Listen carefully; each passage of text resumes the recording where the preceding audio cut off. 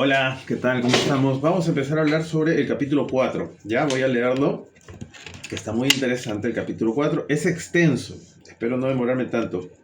Voy a tratar de hablar lo más rápido posible. 4. La prueba esencial del liderazgo: producir un cambio positivo. Cambia el líder, cambia la organización. Todo se levanta o se viene abajo a causa del liderazgo. Sin embargo, he descubierto que no es fácil cambiar a los líderes. En realidad, he descubierto que los líderes se resisten al cambio, tanto como los seguidores. Resultado, líderes que no cambian igual a organizaciones que no cambian. La gente hace lo que ve.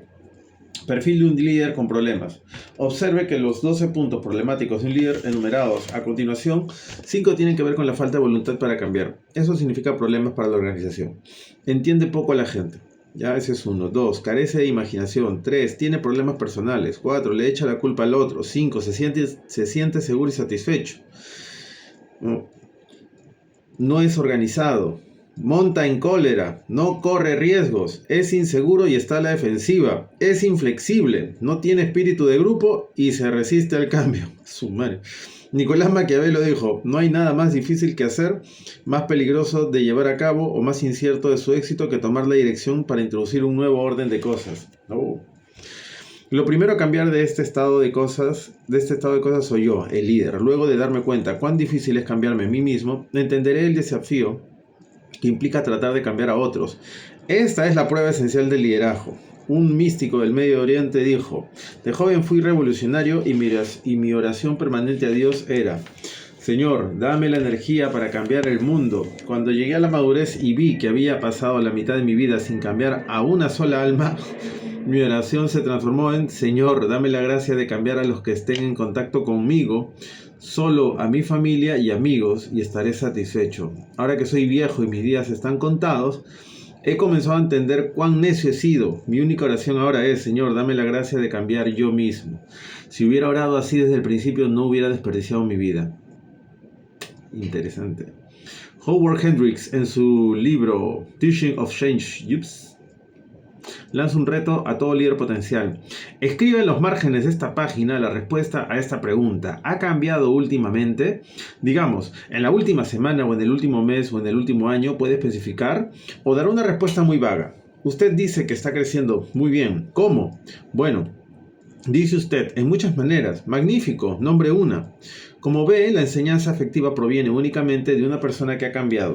Mientras más cambie, más llegará a ser un instrumento de cambio en la vida de otros. Si quiere convertirse en agente de cambio, también debe cambiar. Hendricks también podía haber dicho: si quiere continuar dirigiendo, debe continuar cambiando. Muchos líderes ya no dirigen, han llegado a ser como el Henry Ford descrito en la biografía de Robert Lacey, que ha sido un éxito de librería. Ford, The Man and the Machine. Lacey dice que Ford era un hombre que amaba a su modelo T, tanto que no quería cambiar un perno en él. Inclusive despidió a William Knudsen, el hombre as en la producción, porque pensaba que el modelo T estaba pasando de moda. Eso sucedió en 1912, cuando el modelo T tenía solamente 4 años de existencia y estaba en la cima de su popularidad. Ford acababa de llegar de Europa y fue a un garaje en Highland Park, Michigan, donde vio el nuevo diseño creado por Knudsen. Los mecánicos que presenciaron la escena relataron cómo Ford por un momento se puso frenético. Escrutó la laca roja que daba brillo a la nueva versión del modelo T. Consideró esta una monstruosa perversión del diseño de su amado modelo T. Ford tenía las manos en los bolsillos y caminó alrededor del carro unas 3 o 4 veces. Refería a un testigo ocular: era un modelo de 4 puertas y tenía bajada la capota. Por último, llegó al costado de la puerta izquierda, se sacó las manos de los bolsillos, se asió de la puerta y ¡zas!, la arrancó. ¿Cómo lo hizo? No lo sé. Saltó dentro y echó la otra puerta. Hizo volar el parabrisas. Saltó al asiento de atrás y comenzó a golpear la capota. Le destrozó el techo con el tacón de su zapato. Destrozó el carro todo lo que pudo. ¿Qué le pasó? Knudsen se fue a la General Motors. Henry Ford siguió con el modelo T, pero los cambios de diseño en los modelos de los competidores provocaron que el modelo T se viera más anticuado de lo que Ford quería admitir. La necesidad de competencia lo empujó finalmente a fabricar el modelo A. Si bien nunca lo hizo de corazón, aunque a la General Motors le pisaban los talones, el inventor quería que la vida se congelara donde estaba. Abundando en este tema, ahondando en este tema. William A. Hewitt, presidente de D&E, dice: para ser un líder, usted debe mantener a lo largo de toda su vida la actitud de ser receptivo a las nuevas ideas. La calidad de liderazgo que ejercerá dependerá de su capacidad para evaluar nuevas ideas y distinguir el cambio por el cambio mismo del cambio en beneficio de los hombres. El líder como agente de cambio.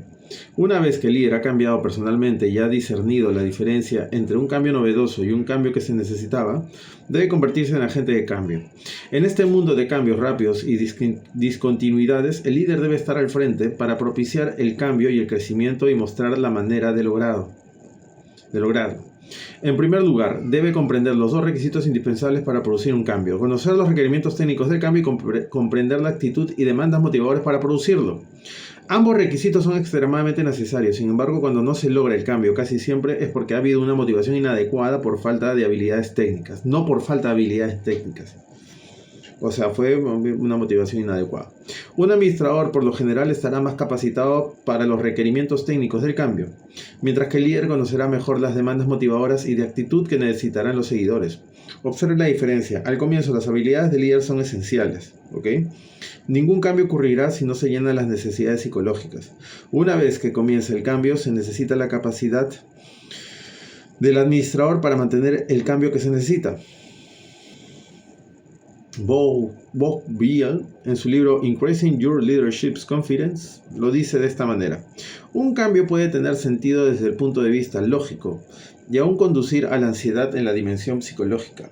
Todo el mundo necesita un nicho, y cuando el nicho comienza a cambiar después de que hemos estado cómodos en él, produce estrés e inseguridad. Por lo tanto, antes de introducir un cambio, necesitamos considerar la dimensión psicológica.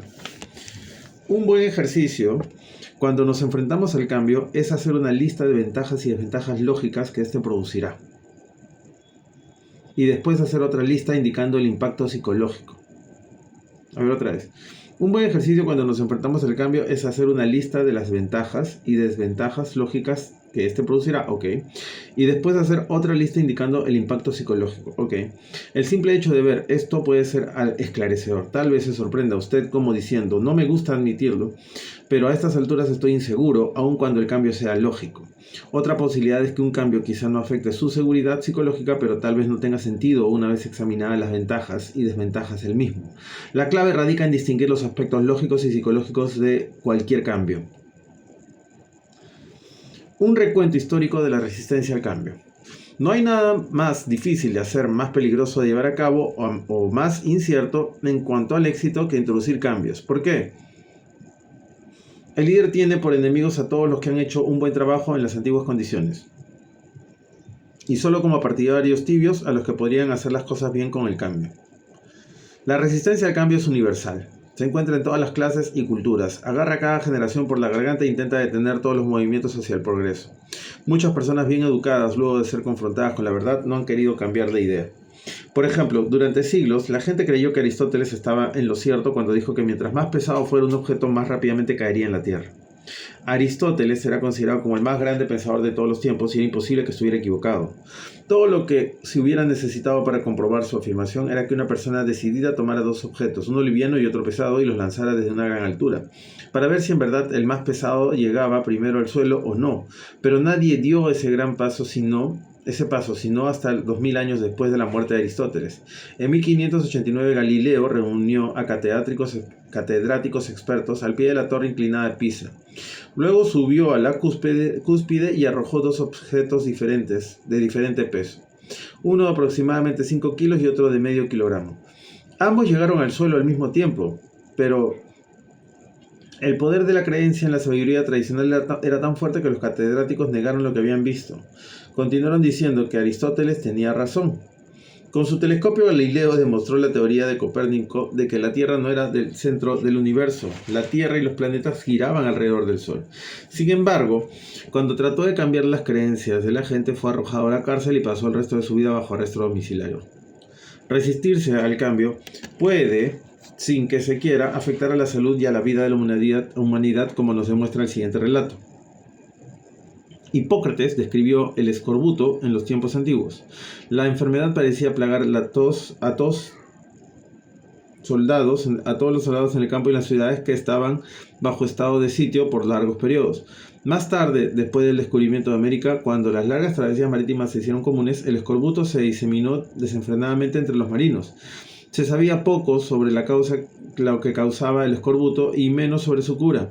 Aunque se elaboraron teorías y se prescribieron remedios, ninguno de ellos era del todo efectivo y la mayoría fueron inútiles. En 1553, Cartier hizo su segundo viaje a Terranova. De su tripulación compuesta por 103 hombres, 100 se enfermaron de escorbuto agudo. Atravesaban una gran angustia cuando los indios iroqueses de Quebec acudieron al rescate con lo que ellos describieron como una cura milagrosa. Los iroqueses dieron a beber a los enfermos una infusión de corteza y hojas de pino.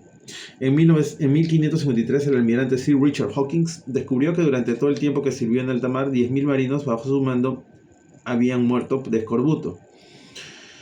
También notó que en su experiencia las naranjas y los limones agrios habían sido muy efectivos en la cura de la enfermedad. Sin embargo, estas observaciones no tuvieron un efecto arrollador como para crear una conciencia de lo que podría prevenir el escorbuto, y las observaciones del almirante fueron pasadas por alto. James Lind, un cirujano naval británico, que más tarde llegó a ser el jefe médico del Hospital Naval de Portsmouth, Inglaterra, publicó un libro en 1753, en el que afirmaba explícitamente que el escorbuto podía ser eliminado simplemente con suministrar a los marinos jugo de limón. Citó las historias de muchos casos que habían conocido en su experiencia como cirujano naval en alta mar y demostró que alimentos como la mostaza, el berro, el tamarindo, las naranjas y los limones prevenían el escorbuto. En realidad, cualquier alimento que contenga vitamina C, la que abunda en frutas cítricas, tomates y en menor grado en la mayoría de vegetales verdes y otras frutas, previenen el escorbuto.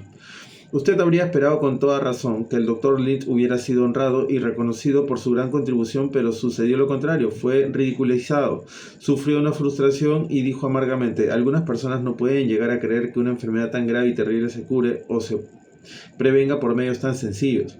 Hubieran tenido más fe en compuestos muy elaborados, dignificados con el nombre de elixir dorado del antiescorbuto o algo semejante. Algunas personas a las que se refería el Dr. Lind fueron lordes del almirantazgo y otros médicos.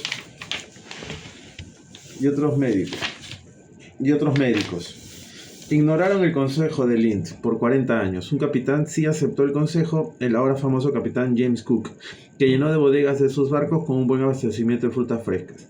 La Royal Society honró al capitán Cook en 1776 por su éxito, pero los oficiales de la Armada pasaron por alto su informe. No fue sino hasta 1994, el año en que murió el Dr. Lind, que un escuadrón naval británico fue abastecido con jugo de limón antes de viajar. En ese viaje, que duró 23 semanas, no hubo un solo caso de escorbuto, pero todavía pasó otra década antes de que se dictaran regulaciones que estipularan que los marinos debían beber una ración diaria de jugo de limón a fin de prevenir el escorbuto. Con este decreto el escorbuto desapareció de la Armada Británica. La innecesaria pérdida de vida solamente porque la gente se resistía al cambio fue más que desafortunada, fue vergonzosa. No permitía que su actitud hacia el cambio o su predisposición para evitarlo cree obstáculos que vayan en detrimento de su éxito personal como líder. Bueno. ¿Cómo describe la palabra actitud? Instrucciones. Escriba la palabra actitud en la línea de la izquierda con la mano con la que escribe normalmente. En la palabra actitud en la línea de la derecha con la otra mano. Actitud. La palabra actitud escrita con la mano apropiada, la palabra actitud escrita con la otra mano. Ya, ¿qué hago ahí? Aplicación. Cuando mira la palabra actitud escrita con la mano con la que no acostumbra escribir, usted ve un ejemplo de la clase de actitud que por lo general tenemos cuando tratamos de hacer algo nuevo. Una persona dijo: nada debería hacerse nunca por primera vez. Ok, claro. ¿Por qué la gente se resiste al cambio? En una caricatura de Snoopy, Carlitos le dice a Lino: tal vez puedas darme una respuesta, Lino. ¿Qué harías si sintieras que no le gustas a nadie? Lino contesta: trataría de mirarme objetivamente y ver qué puedo hacer para mejorar. Esa es mi respuesta, Carlitos. A lo que Carlitos replica: odio esa respuesta. Hay innumerables razones por las que muchos de nosotros, como Carlitos, nos resistimos al cambio. El cambio no comienza solo. Cuando las personas no tienen la paternidad de una idea, por lo general se resisten a ella. o aun cuando sea parte para el beneficio propio. No les gusta la idea de ser manipulados ni sentirse peones del sistema. Los líderes sabios permiten a sus seguidores dar aportaciones y ser parte del proceso de cambio. La mayor parte del tiempo, la clave para mi actitud en cuanto al cambio es si yo soy el que lo inició, en cuyo caso estoy a favor de él, o algún otro me lo impone, lo cual tiende a provocar que me oponga más. En cuyo caso estoy a favor de él o algún otro que me lo impone, lo cual tiende a provocar que me oponga más. Ok, ya entendí. La rutina se altera. Los hábitos nos permiten hacer las cosas bien, las cosas sin pensar mucho, perdón. Los hábitos nos permiten hacer las cosas sin pensar mucho. Por eso es que la mayoría las tenemos. Los hábitos no son instintos, son reacciones adquiridas. No suceden espontáneamente, las creamos. Primero formamos hábitos, pero luego los hábitos nos forman. El cambio amenaza nuestros patrones de hábito y nos obligan a pensar, a reevaluar y a veces a olvidar el comportamiento pasado. Cuando era joven me gustaba el golf. Desgraciadamente aprendí por mi cuenta en vez de tomar lecciones. Después de pocos años y de la inocente adquisición de muchos hábitos malos, jugué un partido con un excelente jugador. Al finalizar el juego me dijo, en tono de broma, que mi principal problema parecía ser que estaba muy cerca de la pelota, después que la golpeaba. Luego, con toda seriedad, se ofreció a ayudarme. Me explicó con franqueza cuánto necesitaba hacer cambios si quería mejorar. Cuando le pedí especificar cuáles eran los cambios que necesitaba realizar, me dijo, todos. Para el año siguiente tuve que desaprender los viejos hábitos. Fue una de las experiencias más difíciles de mi vida.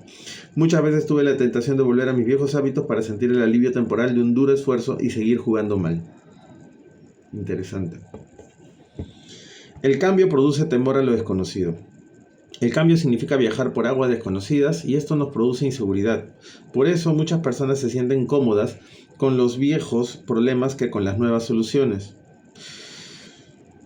Son como la congregación que necesitaba desesperadamente un nuevo templo, pero tenía miedo de arriesgarse. Durante un servicio cayó yeso del techo y fue a parar al presidente de la junta. Se convocó de inmediato a una reunión y se tomaron las siguientes decisiones. 1. Construiremos un nuevo templo. 2. Construiremos un templo nuevo en el mismo lugar que el viejo. 3. Usaremos los materiales del viejo para construir el nuevo. 4.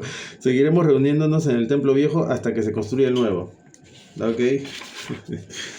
Algunas personas se abren al cambio siempre y cuando no les ocasione inconvenientes ni les cueste nada. Interesante, Dios, interesante. El propósito del cambio no está claro. Los empleados se resisten al cambio cuando lo conocen a través de una fuente de segunda mano, cuando se ha tomado una decisión, entre más tiempo pase en que los empleados la conozcan y entre más lejos esté el cambio deseado del que la tomó, más resistencia se opondrá. Okay. Por eso las decisiones deben hacerse en el nivel más bajo posible. Así. De este modo, el responsable de tomar la decisión, debido a la proximidad del asunto, tomará una mejor decisión y los más afectados por la decisión la reconocerán a través de una fuente cercana a ellos y al problema. ¡Oh! El cambio produce temor al fracaso. Está interesante eso, ¿no? Ya, está interesante. El cambio produce temor al fracaso. Elbert Hubbard dijo que la equivocación más grande que una persona puede cometer es tener temor de cometer una equivocación. Es trágico que el éxito se le suba a uno a la cabeza, pero es aún más trágico que el fracaso se le suba a uno a la cabeza. Cuando esto sucede, vengo con Larry Anderson, lanzador de los Padres de San Diego, que dijo, si al comienzo usted no triunfa, el fracaso será suyo. Para muchas personas, el temor a que el fracaso sea suyo les mantiene tenazmente aferrados a lo que les haga sentirse cómodos, resistiéndose siempre al cambio. Interesante, ¿ah? Si al comienzo usted no triunfa, el fracaso será suyo. Para muchas personas el temor a que el fracaso sea suyo les mantiene tenazmente aferrados a lo que les haga sentirse cómodos, resistiéndose siempre al cambio. Ay, temor al fracaso, porque no cambiar para no fracasar. Eso es psicológico. Man, ya. Las recompensas del cambio no se equiparan al esfuerzo que se requiere. La gente no cambiará sino hasta darse cuenta de que las ventajas de cambiar superan a las desventajas de continuar con las cosas como están. Los líderes a veces no reconocen que los seguidores siempre sopesarán las ventajas y desventajas a la luz de las ganancias o pérdidas personales, no de las ganancias o pérdidas de la organización. Interesante, ¿eh? Vuelvo a repetir, la gente no cambiará sino hasta darse cuenta de que las ventajas de cambiar superan a las desventajas de continuar con las cosas como están. Los líderes a veces no reconocen que los seguidores siempre sopesarán las ventajas y desventajas a la luz de las ganancias o pérdidas personales, no de las ganancias o pérdidas de la organización. O sea, claro, si yo pierdo, ¿para qué voy a seguir? O sea, los seguidores siempre van a pensar en ellos mismos, no en toda la organización. Ok. La gente está demasiado satisfecha con las cosas como están. Como revela la siguiente historia de Parables, muchas organizaciones y personas prefieren morir antes que cambiar. En la década de los 40, el reloj suizo era el reloj más prestigioso y de mayor calidad en el mundo. Por consiguiente, el 80% de los relojes vendidos en el mundo eran fabricados en Suiza. Al final de la década de los 50 fue presentado reloj digital a los líderes de las compañías relojeras suizas. Estos rechazaron la nueva idea porque sabían que tenían el mejor reloj y las mejores fabricantes de relojes. Entonces el hombre que había desarrollado el reloj digital vendió la idea a Seiko. En 1940 los fabricantes de relojes empleaban a 80.000 personas. En la actualidad emplean a 18.000. En 1940 el 80% de los relojes vendidos en el mundo se fabrican en Suiza, ahora el 80% son digitales. Esto demuestra lo que sucede con muchas organizaciones y personas, prefieren morir antes que cambiar. No habrá ningún cambio si la gente está empeñada en pensar de manera negativa. Sin pensar en su condición actual, el que piensa negativamente ve la desilusión en el futuro. El epitafio de una persona negativa debería rezar: esperaba esto. Esta manera de pensar se describe mejor por lo que decía un rótulo que leí hace varios años atrás en unas oficinas. No miré, podría ver. No oiga, podría escuchar. No piense, podría aprender. No haga una decisión, podría equivocarse. No camine, podría tropezar. No corra, podría caerse. No viva, podría morir. Me gustaría añadir un pensamiento más a esta lista deprimente. No cambie, podría crecer. Los seguidores no respetan al líder. Chuta. Cuando a los seguidores no les gusta el líder que supervisa el cambio, sus sentimientos no les permitirán ver el cambio con objetividad. En otras palabras, las personas ven al cambio de la misma manera que ven a la gente de cambio. ¿Ok? Uno de los principios que enseño en las conferencias de liderazgo es: usted tiene usted tiene que amarlos antes de dirigirlos.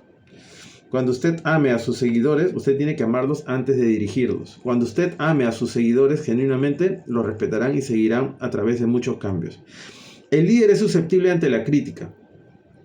Algunos líderes se resisten al cambio. Por ejemplo, si un líder ha desarrollado un programa que se ha dejado de lado por algo mejor, él o ella pueden sentirse que el cambio es un ataque personal y reaccionarán. Interesante, ¿no? Y reaccionarán defensivamente. A favor del crecimiento y de una efectividad continua, toda organización debe pasar por un ciclo de 4 etapas: crear, conservar, criticar, cambiar. La figura a continuación ilustra ese ciclo, ¿ya? Crear, conservar, criticar, cambiar. Crear, conservar, criticar, cambiar. La etapa 1 y 4 son las funciones ofensivas de una organización, ¿ya? Que es crear y cambiar. La etapa 2 y 3 son las funciones defensivas. Los creadores deberán manejar la crítica positivamente y hacer cambios, o serán reemplazados por los que abracen los cambios y por consiguiente crecen. El cambio,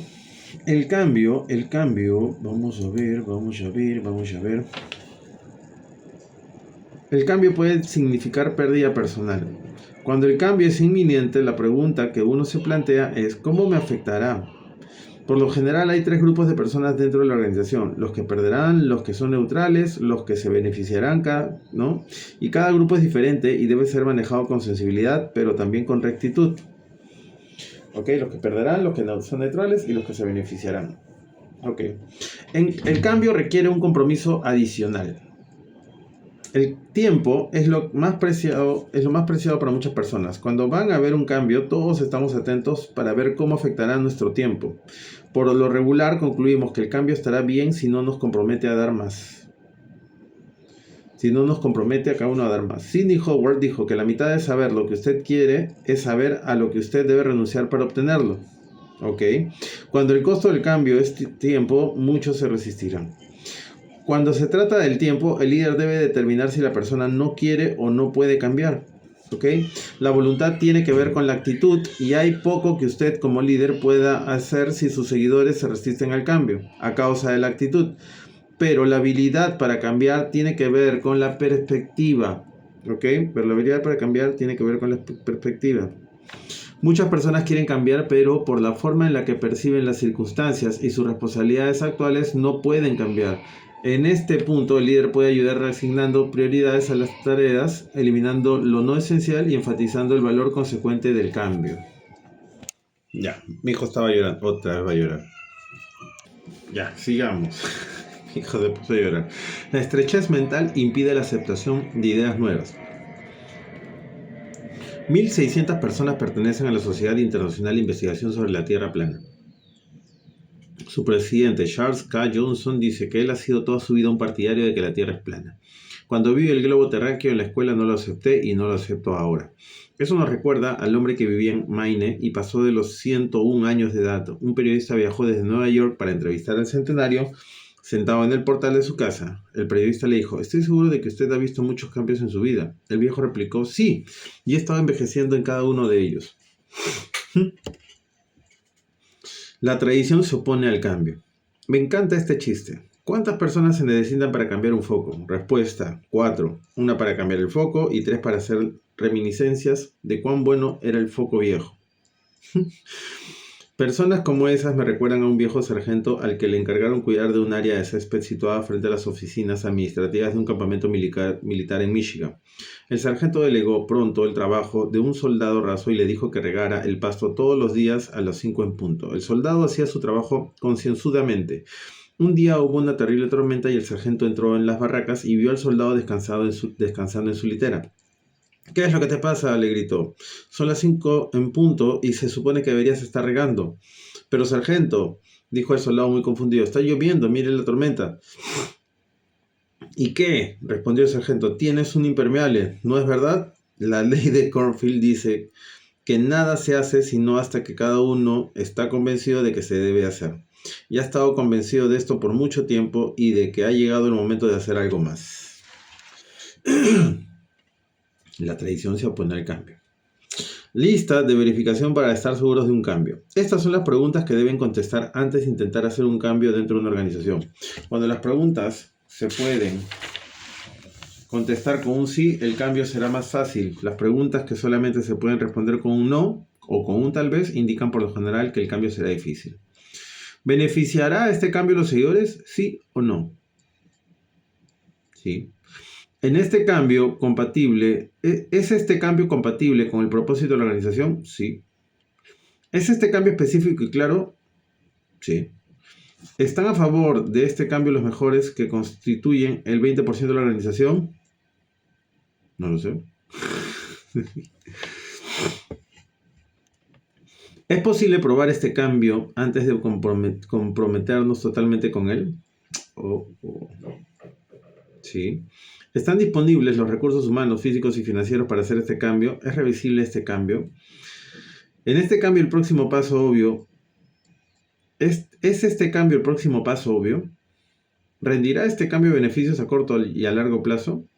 ¿Es el liderazgo propicio para llevar a cabo este cambio? ¿Es el tiempo apropiado? Esas preguntas, está interesante.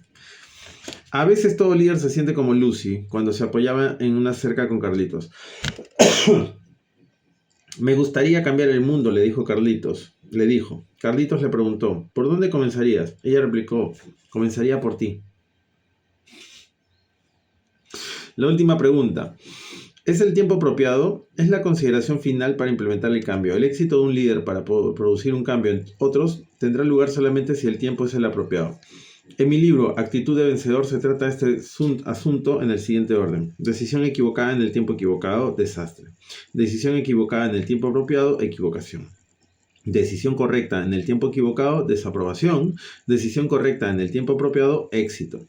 Las personas cambian cuando han sufrido lo suficiente para tener que cambiar. Saben lo suficiente que quieren cambiar, reciben lo suficiente que pueden cambiar. El líder debe reconocer cuando las personas están en una de esas 3 etapas. Es más, los líderes máximos crean una atmósfera que hace que una de estas 3 cosas ocurra.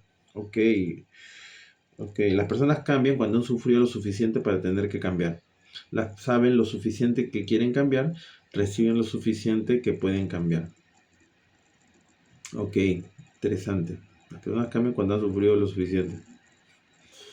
El proceso evolutivo de cambio ayuda a recordar que el cambio puede ser visto como revolucionario, algo totalmente diferente a lo que ha sido, o evolutivo, un refinamiento de lo que ha sido.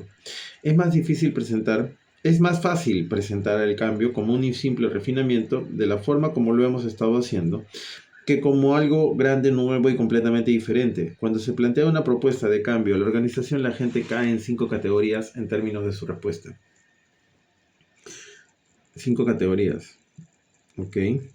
Los innovadores, que son 2%, los adoptadores tempranos 10%, adoptadores medios 60%, que son los rezagados, los adoptadores tardíos, que son un 20%, y el resto 8%.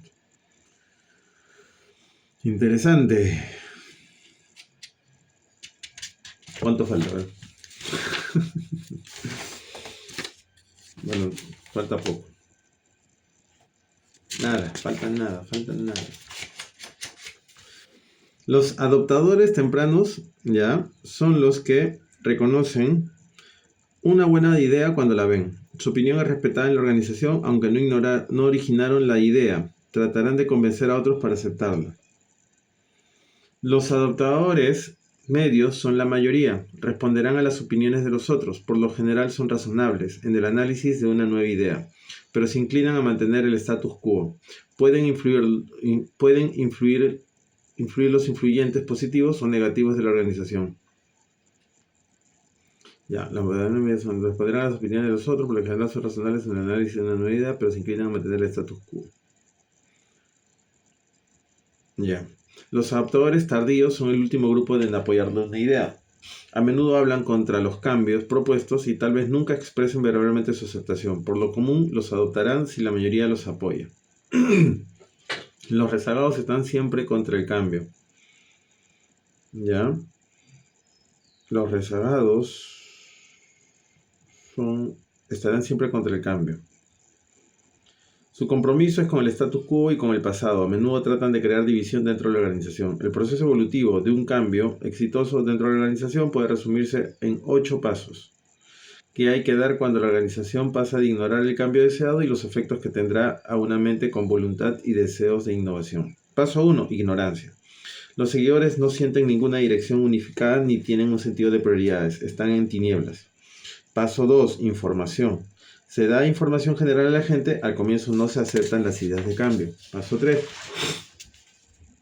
Infusión. La penetración de ideas nuevas en el status quo puede producir una confrontación con la apatía, el prejuicio y la traición. La tendencia general es concentrarse en los problemas. Paso 4. Cambio individual. Los adoptadores tempranos comienzan a ver los beneficios del cambio propuesto y lo aceptan. Las convicciones personales reemplazan a la complacencia. Paso 5. Cambio organizativo. Se discuten los dos lados del asunto. Se observa una actitud menos defensiva y mayor apertura respecto a los cambios propuestos. El ímpetu cambia del anticambio a procambio. Cambia del anticambio a procambio. Paso 6. Aplicación difícil. Se experimentan algunos fracasos y algunos éxitos a medida que se implementa el cambio. El proceso de aprendizaje es rápido. Paso 7. Integración. La torpeza decrece y el nivel de aceptación aumenta. ¿Ya? Un creciente sentido de realización y una ola secundaria de resultados y éxitos se manifiestan. Paso 8. Innovación. Los resultados significativos producen confianza y voluntad de aceptar los riesgos. El resultado es voluntad para cambiar más rápida y marcadamente. Cuando se da el paso 8, la organización como un todo se siente deseosa de pasar por el proceso otra vez. El principal efecto del proceso se siente cuando la mayoría de los miembros de la organización se les expone repetidamente la nueva idea. Primera exposición, rechazo. Esa idea entra en conflicto con mis ideas preconcebidas. Segunda exposición. Bueno, lo entiendo, pero no puedo aceptarlo.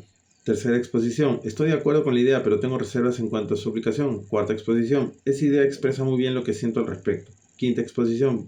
Puse en práctica esa idea ahora. Es sensacional. Sexta exposición. Di esa idea a alguien ayer. En el sentido más exacto de la palabra, la idea ahora me pertenece. ¿Cómo crear una atmósfera para el cambio? Estudios sobre la conducta humana han demostrado que las personas en realidad no se resisten al cambio, se resisten a cambiar ellas mismas. Esta sección tratará sobre cómo crear una atmósfera ¿Ya? ¿Cómo crear una atmósfera que anime a otros a cambiar? No habrá cambio a menos que las personas cambien. La primera afirmación de este capítulo dice, cambia el líder, cambia la organización. Ahora, comenzaremos por el líder y desarrollaremos una estrategia para la organización. El líder debe desarrollar confianza en la gente. Es maravilloso cuando la gente cree en el líder. Es más maravilloso cuando el líder cree en la gente. Cuando ambas situaciones son una realidad, el resultado es confianza. Mientras más confía la gente en el líder, más deseosos estarán de aceptar los cambios propuestos por el líder. Warren Bennis y Berhan Nanus dicen que la confianza es el pegamento emocional que mantiene a los seguidores y a los líderes unidos.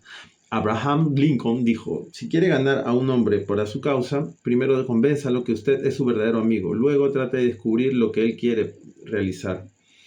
Mi primera pregunta a un líder que quiere hacer cambios dentro de una organización siempre es, ¿cómo es su relación con la gente? Si la relación es positiva, entonces el líder está listo para dar el siguiente paso. Ok. El líder debe hacer cambios personales antes de pedir a otros que cambien.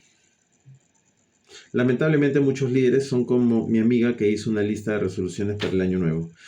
Ser más amable con las personas, comer alimentos más nutritivos, darse más en el plano de la amistad, suprimir los dulces y grasas, criticar menos a los otros. Mi amiga me mostró la lista y yo me sentí muy impresionado.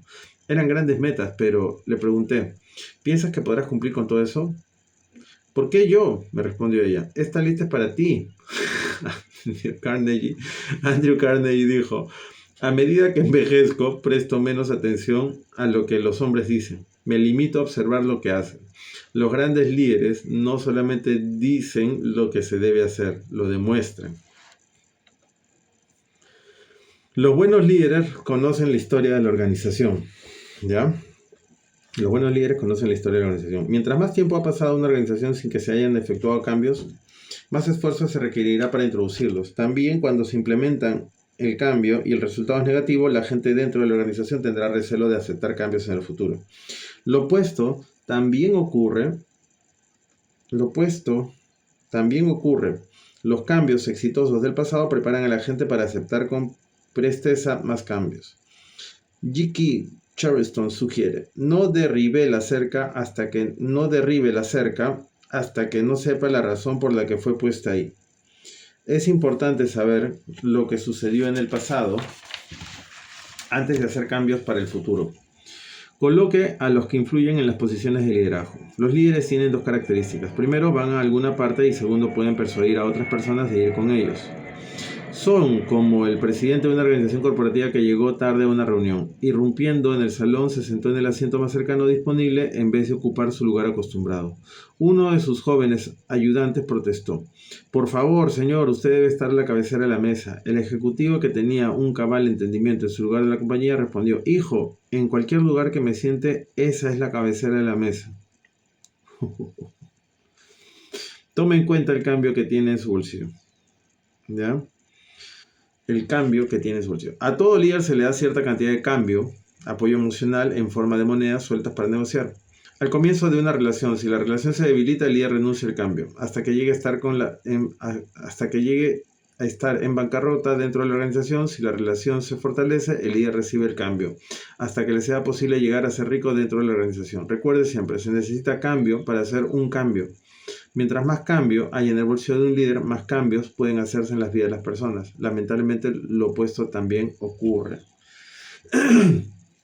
Cambios al apoyo emocional en forma de monedas sueltas para negociar. Apoyo emocional, ¿ok? Acuérdense.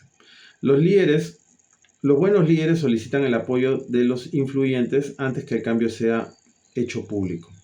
La siguiente lista de 10 puntos incluyen los pasos que un buen líder debe dar para solicitar el apoyo al cambio por parte de las personas de mayor influencia en la organización. La siguiente lista de 10 puntos incluye los pasos que un buen líder debe dar para solicitar el apoyo, ¿ya?, al cambio por parte de las personas de mayor influencia en la organización. La lista de 10 puntos incluye los pasos que un buen líder debe de dar para solicitar el apoyo. Ok. Hago una lista de los influyentes más destacados dentro de los grupos principales de la organización. ¿Cuántos serán afectados directamente por el cambio? Esas personas constituyen un grupo más importante, ¿ya?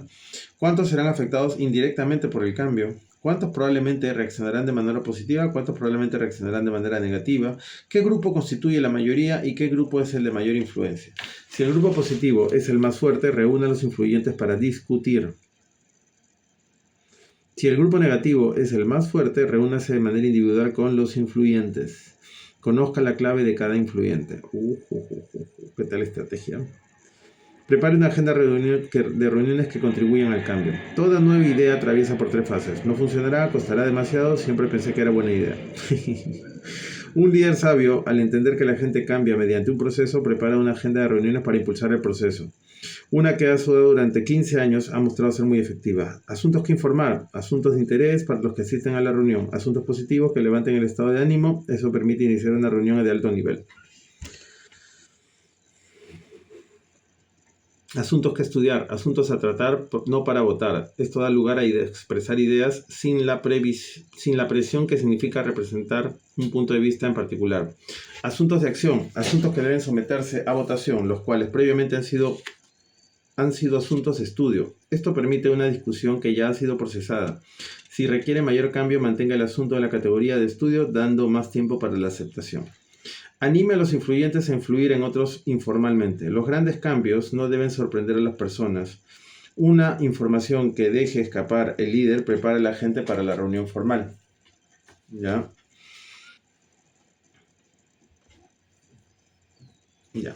Cada año explico a mis líderes clave que lleven consigo 2 recipientes. El uno está lleno de gasolina y el otro de agua. Cuando hay un pequeño fuego de contienda dentro de la organización, porque la gente teme un posible cambio, los influyentes son los primeros en saberlo. Cuando lleguen al lugar del problema, arrojarán gasolina para que la situación se convierta en un problema serio, o agua para extinguir el fuego y terminar con el problema.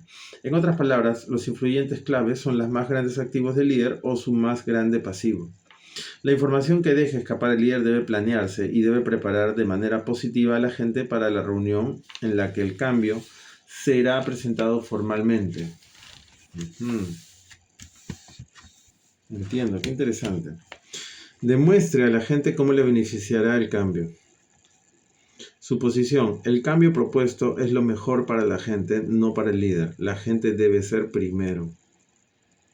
Demuestra a la gente cómo le beneficiará el cambio. El cambio propuesto es lo mejor para la gente, no para el líder. La gente debe ser primero. Un letrero en la puerta de un autobús decía: por la conveniencia de los demás, por favor cierre la puerta. Muy a menudo la puerta permanecía abierta hasta que se cambió el letrero: por su propia conveniencia, por favor cierre la puerta. La puerta estaba siempre cerrada. Muy a menudo los líderes de una organización tienden a pensar y dirigir desde la perspectiva de la compañía, no desde la perspectiva de la gente. Dile a la gente el título de propiedad del cambio. La apertura por parte del líder abre el camino para que la gente se apropie del cambio. Sin ello, el cambio será de corta duración. Cambiar los hábitos y la manera de pensar de la gente es como escribir instrucciones en la nieve durante una tormenta de nieve. Cada 20 minutos las instrucciones tienen que volver a escribirse, a menos que el título de propiedad haya sido otorgado junto con las instrucciones. Ok, ya entendía. ¿Cómo ofrecer el título de propiedad del cambio a los demás? Informe a la gente con anticipación para que tenga tiempo de pensar sobre las implicaciones del cambio y cómo este les afectará. Explique los objetivos generales del cambio, las razones para implementarlo y cómo y cuándo se realizará. Muestre a las personas cómo les beneficiará el cambio. Sea franco con los empleados que pueden perder algo como consecuencia del cambio. Alérteles a tiempo y provee ayuda para que puedan encontrar otro trabajo si fuera necesario. Pida a quienes sean afectados por el cambio que participen en todas las etapas del proceso. Mantenga abiertos los canales de comunicación de oportunidad para que los empleados discutan el cambio. Incite a formular preguntas, dar comentarios y retroalimentación. Sea flexible y adaptable durante todo el proceso. Admita las equivocaciones y haga las enmiendas que sean necesarias. Demuestre en todo momento su fe y entrega al cambio. Demuestre su confianza en la capacidad de los seguidores para implementar el cambio. Comunique entusiasmo, provee ayuda, manifieste aprecio y reconocimiento a quienes están implementando el cambio. ¿Ok? Ya estoy terminando. El cambio tendrá lugar. La pregunta no debe ser: ¿cambiaremos alguna vez? Sino: ¿cuándo y cuánto cambiaremos? Nada permanece igual excepto el hecho de que el cambio siempre está presente.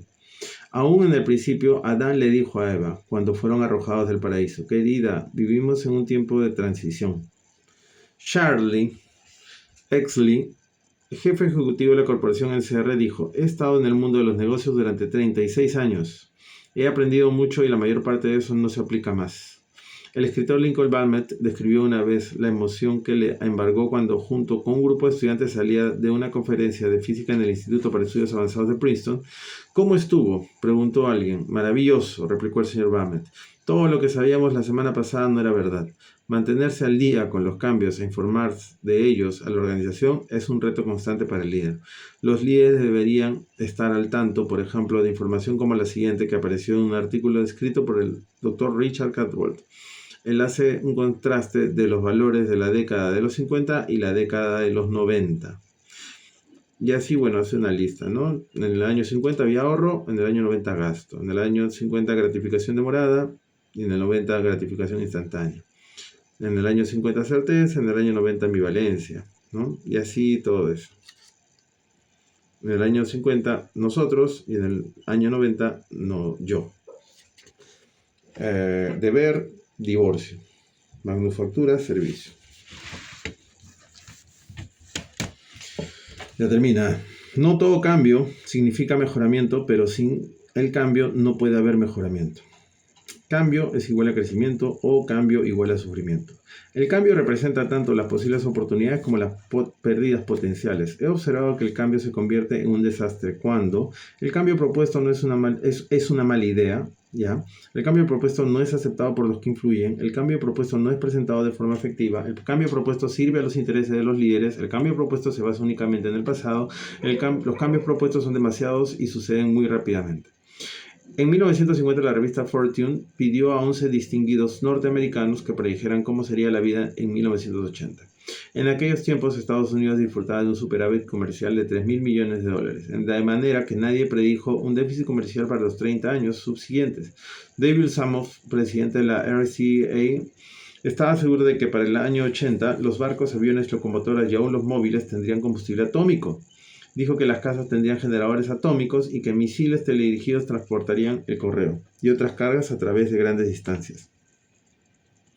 Henry R. Luce, editor jefe de la revista Time, predijo el fin de la pobreza para 1980. El matemático John von Neumann esperaba que la energía fuera gratis 30 años más tarde. Nunca es demasiado tarde para cambiar. Max De Pree dijo: al final es importante recordar que no podemos llegar a ser lo que necesitamos ser si permanecemos como somos. Es un hecho que cuando usted concluye los cambios, usted termina. Cuando usted oye el nombre de Alfred Nobel, ¿en qué piensa? Podría venirle a la mente el Premio Nobel de la Paz. Sin embargo, ese es solo el segundo capítulo de su historia. Alfred Nobel fue el químico sueco que amasó su fortuna inventando la dinamita y otros poderosos explosivos utilizados para las armas. Cuando murió su hermano, un periódico por equivocación imprimió el obituario de Alfredo en vez del de su hermano. Este describía al difunto como uno que se hizo rico haciendo posible que los seres humanos se mataran unos a otros en cantidades sin precedentes. Impactado por esta evaluación, Nobel resolvió utilizar su fortuna de allí en adelante para premiar los logros que beneficien a la humanidad. Nobel tuvo la rara oportunidad de evaluar su vida al final y todavía vivir lo suficiente para cambiar esa evaluación. El comediante Jerry Lewis dice que el mejor regalo de bodas que recibió fue una película de toda la ceremonia. Dice que cuando las cosas iban mal en su matrimonio, entraba en un cuarto, cerraba la puerta, retrocedía la película y salía de ahí sintiéndose un hombre libre. Dudo que usted pueda retroceder la película o leer su obituario en el periódico. Usted puede, sin embargo, hacer una decisión ahora para cambiar. Y cuando el cambio tenga éxito, usted mirará retrospectivamente y lo llamará crecimiento. Este es el capítulo 4 y esta parte última fue una de las mejores. O sea, todo te dio contexto para esta parte. Interesante. Tienes que cambiar.